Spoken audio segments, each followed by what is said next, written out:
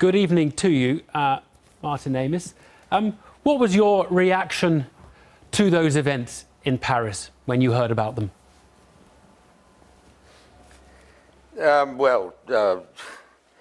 As one of the survivors said, they are the enemies of happiness. And that is how it must have felt in Paris, and where they're very much seeing it as an attack on their youth, an attack on life itself as exemplified by them. Great grief, and also this comes on top of a barrage of attacks in Baghdad, in Beirut, in the Russian airliner that was shot down. It does seem as though we're going through a node of intense terrorist activity.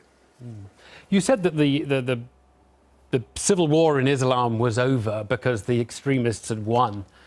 I wonder whether that's really true. Is it?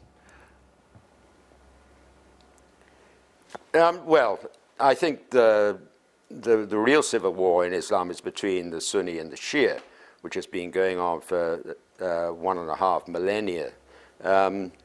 There is a battle for hearts and minds that only seems to have one voice so far.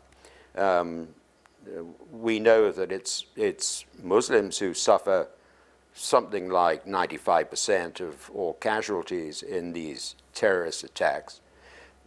Yet there has not been a huge groundswell of decent and sane Muslim opinion. And that's for the age-old reason that the violent bear it away. The violent intimidate us, let alone them. I wonder, maybe you don't mix with enough Muslims, Mr. Amis. There are plenty of Muslims, moderate Muslims, who condemn, do everything they can to condemn. I just wonder why you would want to draw a distinction between a moderate Muslim who's no more a perpetrator of these horrific acts and me, who's not a Muslim. I'm sorry, I can't hear you. No, I'm just wondering whether it's helpful to, if you like, single out moderate Muslims as somehow not having enough to say. They're in exactly the same place as the rest of us, aren't they? Well, no, this is something you can't help but notice. I don't think insurgencies need the support of their communities. Or they used to. And it seems now, I mean, I think we should talk about the way ISIS, Islamic State, differs from all previous insurgencies, terrorist insurgencies. And it differs in very dramatic ways. It has its own statelet or mini-state, which it is attempting to administer and run.